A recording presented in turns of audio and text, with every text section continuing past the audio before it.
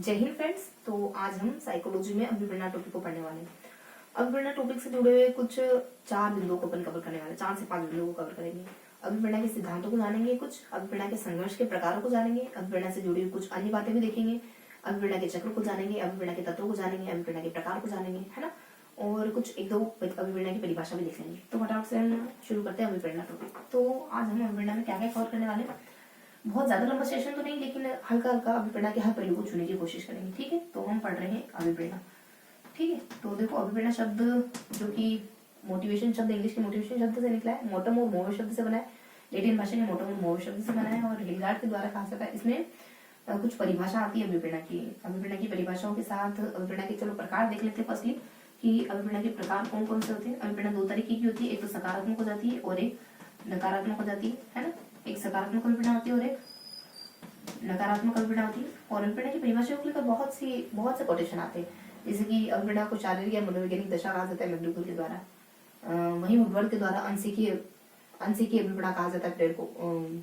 अनसीखी अभिप्रेरणा, हाँ, प्रेरकों को अनसीखी अभिप्रेरणा कहा जाता है वुडवर्ड के द्वारा।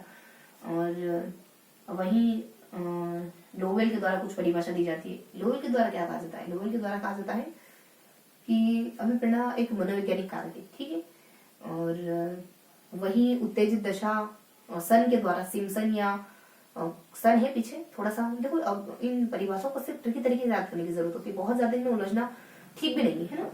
तो सन के द्वारा कहा जाता है उत्तेजित दशा है अभिप्रेरणा। और वही फील्ड के द्वारा, क्रेचफील्ड के द्वारा कहा जाता है अभिप्रेरणा हमारे क्यों का जवाब देती है ना। इस तरीके से अभिप्रेरणा की कुछ परिभाषाएं हैं। और 1-2 और परिभाषा हो जाती है, जैसे कि वुडवर्ड का देख लिया हमने, मैकडूगल देख लिया, सन देख लिया हमने, फील्ड देख लिया हमने, है ना। और उत्तेजित दशा तो लोवेल देख लिया हमने। और इस तरीके की कुछ अभिप्रेरणा की बेसिक परिभाषा है। अभिप्रेरणा के प्रकार देखो, अभिप्रेरणा की परिभाषा तो मैंने आपको वर्बली बता दी। अभिप्रेरणा के प्रकार सकारात्मक नकारात्मक होते हैं। सकारात्मक में वही हमारी प्रशंसा है, पुरस्कार है ना, और कुछ आत्मसम्मान वगैरह हो गया, ये सारी चीजें। नकारात्मक में दंड हो गया, है ना, उपेक्षा करना हो जाता है। तो ये अभिप्रेरणा के 2 प्रकार हो जाते हैं। ठीक है, और अभिप्रेरणा के प्रकार नहीं है, अभिप्रेरणा के प्रकार देखिए। अभिप्रेरणा की प्रकृति देखते हैं ना। देखो अभिप्रेरणा की प्रकृति कैसी होती है। अभिप्रेरणा भावात्मक होती है, बहुत इंपॉर्टेंट, भावात्मक। अभिप्रेरणा आंतरिक, जैविक और अर्जित दोनों हो सकती है। जैविक भी हो सकती है, अर्जित भी हो सकती है अभिप्रेरणा, है ना। अभिप्रेरणा क्रमिक होती है। अभिप्रेरणा क्रमिक होती है। अभिप्रेरणा लक्ष्य प्राप्ति तक चलती रहती है। अभिप्रेरणा लक्ष्य प्राप्ति तक चलती है। ये एक मनोवैज्ञानिक प्रक्रिया है, मनोवैज्ञानिक प्रक्रिया है और मनोवैज्ञानिक प्रक्रिया है। ठीक है, अभिप्रेरणा हर व्यक्ति में अलग अलग होती है ना। इसमें व्यक्तिगत भिन्नता पाई जाती है, व्यक्तिगत विभिन्नता पाई जाती है। तो इस तरीके से कुछ बेसिक जानकारी होती है अभिप्रेरणा के बारे में। ठीक है, अब थोड़ा सा देख लेते हैं अभिप्रेरणा के प्रकारों के बाद। सकारात्मक नकारात्मक देखा, 2 तरीके की अभिप्रेरणा होती है। अभिप्रेरणा की प्रकृति कुछ इस तरीके की होती है। और अभिप्रेरणा के कुछ अभिप्रेरणा में हम अभिप्रेरणा के तत्व भी देख सकते हैं, जिसमें आवश्यकता वगैरह आ जाती है। ठीक है, अभिप्रेरणा एक जैविक व मनोवैज्ञानिक। ठीक है, अभिप्रेरणा के तत्व देख लेते हैं अभी हम। अभिप्रेरणा के तत्व, अभिप्रेरणा के तत्व, अभिप्रेरणा के तत्व कौन कौन से। देखो एक तो आवश्यकता है, ठीक है, इसके अलावा चालक है, इसके अलावा प्रोत्साहन, और प्रोत्साहन के बाद प्रोत्साहन को ही हम एक लक्ष्य तो नहीं लेंगे, हाँ चलो लक्ष्य भी ले सकते हैं प्रोत्साहन को हम। ठीक है, लक्ष्य है। उसके बाद बस ये अभिप्रेरणा के मेनली 3 तत्व होते हैं। और लास्ट एक प्रेरक भी चौथा बाद में जोड़ा गया, सबसे महत्वपूर्ण, सबसे बड़ा है। वुडवर्ड ने कहा है कि ये जो ऊपर वाले 3 तत्व ये प्रेरक में शामिल होते हैं। तो थोड़ा सा अपन आवश्यकता को पढ़ लेते हैं। आवश्यकता में क्या क्या इन्फॉर्मेशन है। देखो आवश्यकता क्या होती है। शरीर में किसी चीज की कमी आती है, दोनों ही आवश्यकता होती है ना। अगर आपको वॉशरूम जाने की आवश्यकता है, इसका मतलब पानी की अधिकता होगी आपके शरीर में, प्यास लगेगी तो पानी की कमी होगी, है ना। तो आवश्यकता, अति और कमी दोनों को कह सकते हैं। आवश्यकता में मेस्लो का सिद्धांत आता है, जानते हैं अपन मेस्लो का सिद्धांत। हायरार्की कुछ इस तरीके की, सबसे पहले स्तर पे क्या आता है, 5 स्तर होते हैं, 1 2 3 4 5। पहले स्तर पर जैविक आवश्यकता है। दूसरे स्तर पर आपको छत चाहिए रहने के लिए। तीसरे पर आपको परिवार चाहिए, ताकि उस छत के नीचे आप अकेले ना रहो, आपके साथ और भी कोई हो। यहाँ पे आपको सम्मान चाहिए, यहाँ पे आपको आत्मसिद्धि चाहिए। विवेकानंद जी जैसे काम करना चाहते हो, गांधी जी जैसे काम करना चाहते हो, नेताजी सुभाष चंद्र बोस जैसे काम करना चाहते हो, समाज को कुछ देना चाहते हो। तो ये मेस्लो की मेस्लो की हायरार्की, ठीक है, ये मेस्लो का सिद्धांत है, आवश्यकता पदानुक्रम का सिद्धांत। सबसे पहले आपकी शारीरिक आवश्यकता होती है, फिर आपकी सुरक्षा की आवश्यकता होती है, फिर आपकी प्रेम की आवश्यकता होती है, उसके बाद आपकी नौकरी की या सम्मान की आवश्यकता होती है, उसके बाद आत्मसिद्धि की आवश्यकता होती है। इस तरीके से कुछ कुछ आवश्यकता होती है इस क्रम में। उसके बाद मेस्लो ने कुछ बदलाव भी करा, इस पूरे सिद्धांत में कुछ बदलाव करा और कुछ कुछ शब्दों को जोड़ दी। अब वो 3 टर्म क्या है जो उसने संशोधन के उपरांत जोड़े, वो टर्म है, एक तो आ जाता है उत्तेजना, जिसने सेकंड सबसे पहले स्तर के बाद जोड़ा, जिसमें काम आदि आता है ना, देखो शारीरिक कौशल, भूख प्यास नींद काम, ये सारी चीजें आती है। उत्तेजना में स्पेशली काम जोड़ दिया बाद में। और उसके बाद एक समग्र आ जाता है। समग्र में एक व्यक्ति चाहता है कि वो सबसे अच्छा दिखे, सबसे अच्छा व्यवहार करे, है ना। तो समग्र में क्या आता है कि उसका किसी से मनमुटाव ना हो, उसका व्यक्तित्व अच्छा व्यक्तित्व कहलाए, अच्छे व्यक्तित्व की कैटेगरी में आता हो।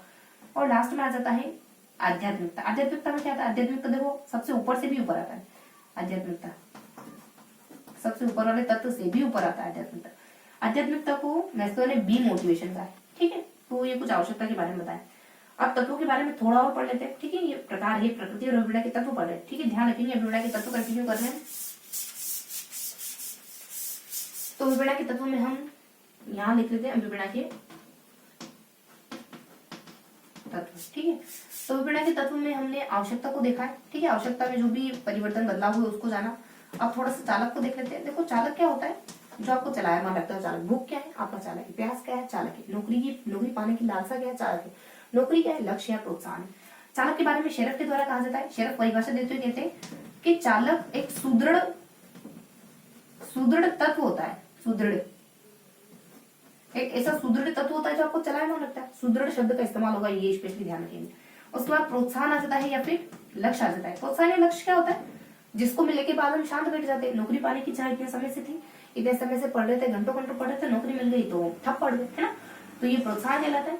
अब प्रोत्साहन में और क्या शामिल होता है, यही भोजन, भूख के लिए भोजन हो जाएगा, नौकरी पाने की लालसा के लिए नौकरी हो जाएगी।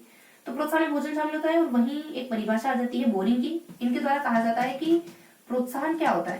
प्रोत्साहन बेसिकली इसको हम उद्दीपन भी कह सकते हैं, ठीक है। उद्दीपन भी कह सकते हैं, उद्दीपक जो हमें उद्दीप्त करता है, वही जो व्यक्ति की व्यवहार को उद्दीप्त करे, ठीक है। तो उद्दीपक वो तत्व होते हैं, वो एलिमेंट होते हैं जो हमारे व्यवहार को उद्दीप्त कर देते हैं।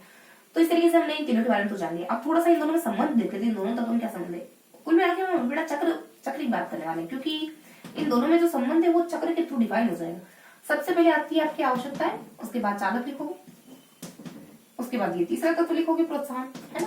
बस इस प्रोत्साहन के इर्द गिर्द कुछ और जोड़ देना आपको। यहाँ पे लक्ष्य प्राप्ति हो जाएगी आपकी, और इससे पहले आप तनाव में थे, है ना। तो चिंता, तनाव, टेंशन, ये सब यहाँ जाएगा, ठीक है। वैसे तो चक्र में तीनों तत्व आते हैं, ये और कुछ यहाँ, कुछ यहाँ और कुछ यहाँ, ठीक है। वैसे तो 1 2 3, पर इसके इर्द गिर्द 2 तत्व जोड़ने। उससे पहले आप टेंशन में थे, उसके बाद लक्ष्य प्राप्ति के बाद संतुष्ट हो गए, ठप बैठ गए। ये आवश्यकता का चक्र हो जाएगा, ठीक है। तो ये आवश्यकता चक्र हमने देख लिया। अब देख लेते, देखो वुडवर्थ एक महाशय होते हैं अपने, वुडवर्थ महाशय कहते हैं। वुडवर्थ इस चक्र के बारे में कुछ टीका टिप्पणी करते हैं। वो कहते हैं कि आवश्यकता से चालक उत्पन्न होता है, और फिर जब हमें प्रोत्साहन या उद्दीपन की प्राप्ति हो जाती है तो हम संतुष्ट हो जाते हैं। तो ये कोटेशन किसके द्वारा कहा गया कि आवश्यकता से चालक निकलता है या आवश्यकता से चालक का उद्भव होता है, वुडवर्थ ने कहा, इस चक्र को देखते हुए कहा। तो इस तरीके से हमने आवश्यकता के बारे में पढ़ लिया, इस तरीके से हमने चालक के बारे में पढ़ लिया, इस तरीके से हमने प्रोत्साहन के बारे में पढ़ लिया। चौथा सबसे इंपॉर्टेंट तत्व पढ़ लेते हैं हम, प्रेरक। चौथा सबसे इंपॉर्टेंट तत्व क्या देखना है, प्रेरक, जो कि अपने आप में काफी बड़ा है। तो इसके बाद देखते हैं अपन, ठीक है। तो ये हमारे तत्वों में 3 तत्व अच्छे से डिफाइन हो गए। अब चौथा तत्व देखेंगे प्रेरक, है ना। चौथा तत्व हम देखेंगे प्रेरक। देखो प्रेरक को अपने आप में अच्छे से पढ़ने की जरूरत है। देखो प्रेरक को लेके वुडवर्थ कहते हैं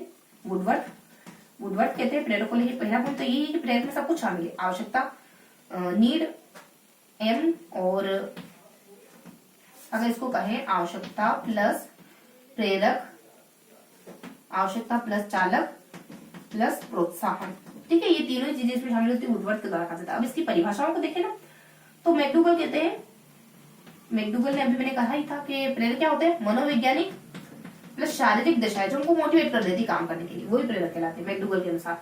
वही मैकडूगल की परिभाषा कॉपी पेस्ट की गेस्ट ने सेम ऐसा ही कहा है, लेकिन ये बात भी कही कि अभिप्रेरणा मनोवैज्ञानिक शारीरिक दशाएं जो हमको सही विधियों से काम करने के लिए मोटिवेटेड करती। बस विधि शब्द का प्रयोग इन्होंने एक्स्ट्रा करा है, बाकी सब कुछ सेम है। इसके अलावा वुडवर्थ ने कहा है, गेट्स ने कहा है, गेट्स लिख दिया मैंने, गेट्स, ठीक है, गेट्स ने कहा है टोक्यो और कियोटो, जापान की राजधानी दोनों अलग अलग समय में रही थी। मैक्डूगल है, उसके बाद गेट्स है, और उसके बाद एक दो और परिभाषा आ जाती है, मैक्डूगल आ जाता है, गेट्स आ जाता है, और प्रेरक को लेकर के मैक्डूगल है, गेट्स है, शेरफ, शेरफ कहते हैं कि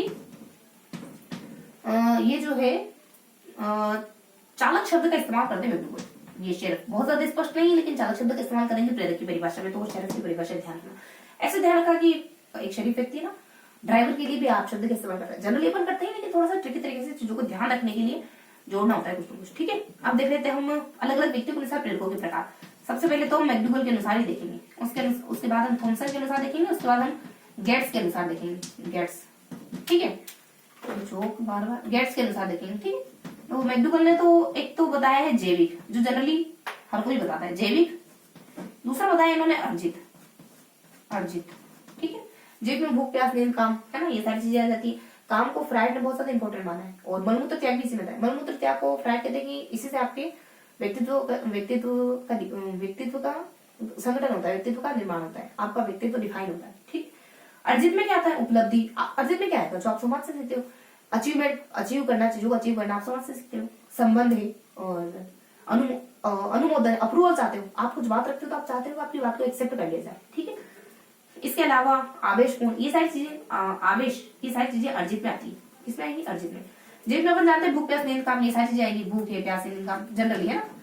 और अर्जित में देखो, अर्जित में देखने से उपलब्धि आती है, तो एक आता है संबंध, आप संबंध चाहते हो, उपलब्धि चाहते हो, अचीवमेंट चाहते हो, संबंध बनाना चाहते हो लोगों से, अप्रूवल चाहते हो, अनुमोदन चाहते हो, है ना, अनुमोदन चाहते हो, और इसके अलावा शक्ति चाहते हो, मतलब पावर चाहते हो आप, सत्ता, सत्ता में लोग क्या चाहते हैं, पावर के लिए। लास्ट में आप चाहते हो आवेश, आवेश भी इसी में आता है, ध्यान रखेंगे। अब इनसे हर एक अर्जित प्रयोग से कोई ना कोई विद्वान जुड़ा हुआ। उपलब्धि से रिली जुड़े हुए हैं, है ना, उपलब्धि, रिली कहते हैं कि उपलब्धि में आप दूसरों से बेहतर कुछ पाना चाहते हो। और संबंध में एक तो कुछ कैरेक्टर करके शब्द आएगा, कैरेक्टर विद्वान जुड़े हुए संबंध से, ठीक है, उससे रिली जुड़े हुए, ये विद्वान से जुड़े हुए, कभी आए तो इनसे अटैच करेंगे, इनसे कनेक्ट करेंगे इन नामों को। अनुमोदन में, अनुमोदन अप्रूवल कौन सा था, राजा, किंग करके एक नाम आएगा, किंग, और मोरल करके, है ना, मोर की डिजाइन वाला, उसने क्राउन पहना हुआ। चीजों को बस ट्रिकी तरीके से ध्यान रखने की कोशिश करेंगे। शक्ति में आता है, देखो शक्ति में थोड़ा सा, शक्ति में कुछ रेश रखेंगे। और आवेश में आता है, आवेश में भी कोई एक दो नाम आते हैं, मेकाई, हाँ शक्ति में आता है मेकाई भूलिया करके आता है, कुछ मेकाई भूलिया करके एम आता है। और आवेश में भी कोई एक दो नाम आते हैं, ठीक है। और इसके बाद आता है कि मेस्लो ने क्या किया, तो मेस्लो महोदय ने, अच्छा ये मैक्डूगल नहीं, ये मेस्लो है, या जो मैंने बताया ना मेस्लो है। बस फिनिश करेंगे अपन, ज्यादा समय नहीं लेंगे, ठीक है। तो अब देख लेते हैं अपन ना, मेस्लो ने क्या कहा। मेस्लो कहते हैं कि मेस्लो ने भी अर्जित में कुछ चीजें जोड़ी। मेस्लो के अनुसार अर्जित में क्या क्या चीजें आती है, मेस्लो ने कहा कि इसमें एक तो आदत आ जाती है, इसमें दुर्व्यसन आता है, मतलब कि व्यसन आता है, मतलब कि शराब गांजे सब सेवन करना, और रुचि वगैरह आ जाता है। और आदत है, व्यसन है, रुचि है, और एक दो और तत्व आते हैं कोई, इनके अनुसार देखो देखना जरूरी है, इनके अनुसार कोई एक दो तत्व आते हैं। आदत है, दुर्व्यसन की आदत है, और रुचि है, इस तरीके से कुछ एक दो तत्व आएंगे, थोड़े से और दो स्किप रखेंगे, या तो मैं आपको कमेंट में पिन करूंगी या फिर नेक्स्ट सेशन में डिस्कस करेंगे, ओके। तो ये हमने देखा अर्जित प्रेरकों के बारे में। देखो मैंने कहा था प्रेरक में अच्छे से पढ़ने वाले, तो हम अभी तक यही पहुंचे कि मेस्लो ने, थॉमसन ने, गेट्स ने प्रेरकों के वर्गीकरण किए थे, जिसमें से हमने मेस्लो के अनुसार जाना है अभी तो, और थॉमसन के अनुसार जानना बाकी, और गेट्स के अनुसार जानना बाकी। मेस्लो के अनुसार देखिए, ठीक है, मेस्लो के अनुसार हमने जैविक और अर्जित दोनों देखे। थॉमसन ने ज्यादा कुछ नहीं करा है, यहाँ देखेंगे जैविक, और यहाँ देखेंगे जैविक और अर्जित। मेस्लो ने यही, एक तो हो जाता है एक दैहिक और मनोवैज्ञानिक। दैहिक मतलब वही शरीर से जुड़े हुए, मनोवैज्ञानिक दैहिक में क्या आता है, दैहिक में वही आपकी सारी चीजें, भूख प्यास ऐसी चीजें आएंगी। मनोवैज्ञानिक पे उपलब्धि वगैरह, कोई अचीवमेंट वगैरह, ये सारी चीजें, ऐसी चीजें आती है, ठीक है। गेट्स ने यही बताया, लेकिन थोड़ा सा आगे बढ़ाते हुए दैहिक है, मनोवैज्ञानिक है, ऐसे दो एलिमेंट तो ऐसे ही बताए, और लास्ट में इन्होंने सामाजिक और जोड़ दिया है। सामाजिकता में क्या आता है, सामाजिकता में समूह, सामाजिकता में देखो, चलो इतना ध्यान रखिए, सामाजिकता तो और गेट्स ने जोड़ा, ठीक है। तो इस तरीके से हमने प्रयोगों के बारे में अच्छा जानकारी जुटा ली। अब देखेंगे हम, तो ये तत्व हमारे कंप्लीट हुए, प्रयोगों के साथ हमारे तत्व कंप्लीट हो जाते हैं। अभिप्रेरणा के तत्व हमारे कंप्लीट हो गए। अब हम देखेंगे अभिप्रेरणा के तत्वों के बाद नेक्स्ट अभिप्रेरणा के सिद्धांत आते हैं कुछ, ठीक है, अभिप्रेरणा के सिद्धांत देख लेंगे और कुछ उपागम और फिर खत्म करते हैं सिद्धांत। ठीक है, तो अभिप्रेरणा के सिद्धांत कौन कौन से? अभिप्रेरणा के सिद्धांत है हमारे बहुत से सिद्धांत है अभिप्रेरणा के। एक तो आवश्यकता बदलाव का सिद्धांत हमने पहले पढ़ लिया, किसने दिया है? मेस्लो ने दिया आवश्यकता। देखो शोर पे लिख रही बहुत ज्यादा, मेस्लो ने दिया, बहुत ज्यादा वास्ट नहीं करेंगे इसको। एक है मूल प्रवृत्ति का सिद्धांत, मैकडूगल ने दिया है। देखो ये दिक्कत भी इसी होगी, ठीक है लिख लेते हैं अपन तो। मूल प्रवृत्ति का सिद्धांत मैकडूगल ने दिया है, मैकडूगल ने दिया है, ठीक है जानते हैं। और उसके बाद प्रोत्साहन का एक प्रोत्साहन सिद्धांत आता है, वो प्रोत्साहन का सिद्धांत आता है, ठीक है। तो प्रोत्साहन सिद्धांत मान लो डैश ने दिया है। और इसके बाद व्यवहार सिद्धांत करके कुछ आता है, व्यवहार का सिद्धांत करके आता है, ये भी डैश ने दिया, मतलब सिद्धांतों के नाम ध्यान रखना। और इसके बाद आ जाता है हमारे कुछ अधिगम सिद्धांत है ना, अधिगम सिद्धांत आता है, अधिगम अभिप्रेरणा का सिद्धांत डैश रखेंगे, इस सिद्धांतों के नाम बता रही होगी। और इसके बाद अपन देख लेंगे अधिगम है, और फिर प्रोत्साहन तो हमने लिख ही लिया।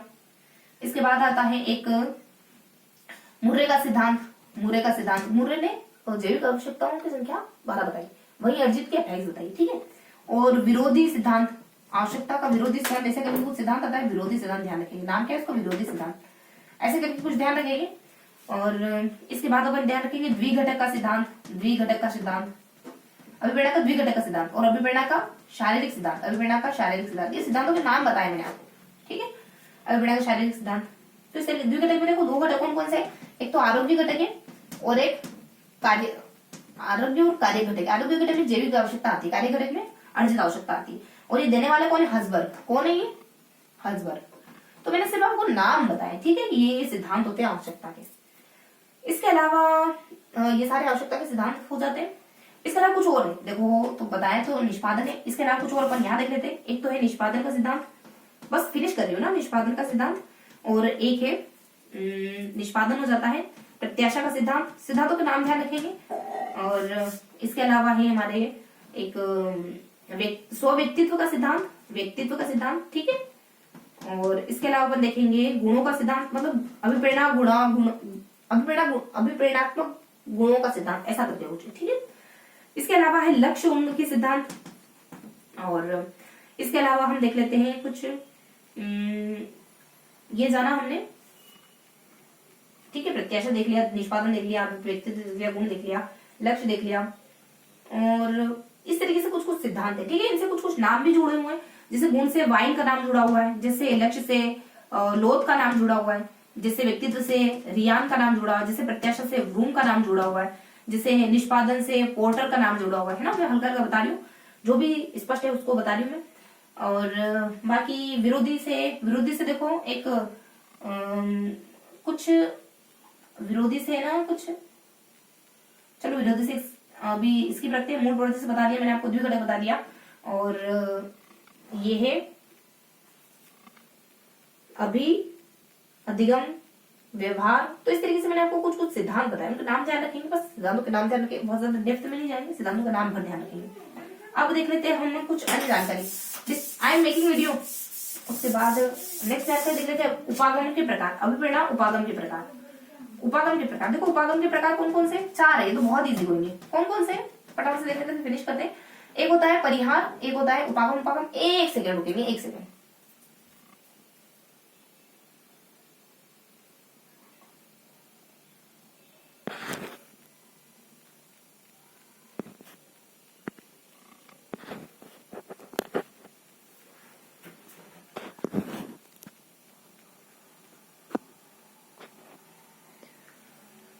फिनिश करते हैं अपन, है ना। तो अभिप्रेरणा के सिद्धांत, देखो उपागम के सिद्धांत कौन से होते हैं? उपागम में परिहार दोनों चीजें पाना चाह रहे हो, छोड़ना चाह रहे हो, इस तरीके से भी शादी नहीं करनी, इससे भी नहीं करनी। उपागम दोनों को पाना चाह रहे हो, दोनों से शादियां करनी चाह रहे हो, जो भी पॉसिबल है। उपागम परिहार, उपागम है और परिहार है, एक को पाना एक को छोड़ना चाह रहे हो। और बहु उपागम में पता ही नहीं क्या करना चाह रहे हो, बहुत सारे आपको कॉन्फ्लिक्ट है, द्वंद। तो ये हमने अभिप्रेरणा के संघर्षों के प्रकार देखे। तो ये था आज का पूरा सेशन, जिनमें हमने कुछ कुछ टॉपिक देखे, अभिप्रेरणा के प्रकारों के बारे में पढ़ा, अभिप्रेरणा के तत्वों के बारे में पढ़ा, अभिप्रेरणा के सिद्धांतों के बारे में पढ़ा, अभिप्रेरणा के संघर्ष के प्रकारों के बारे में हमने जाना, है ना। और अभिप्रेरणा की 2-3 परिभाषा मैंने आपको वर्बली बताई। तो ये था आज का पूरा सेशन, जिसमें हमने कुछ बेसिक से टर्म जाने अभिप्रेरणा से जुड़े हुए। तो आई होप आज का सेशन आपको पसंद आया होगा। फिर मिलेंगे ऐसे किसी अगले सेशन में, तब तक के लिए जय हिंद।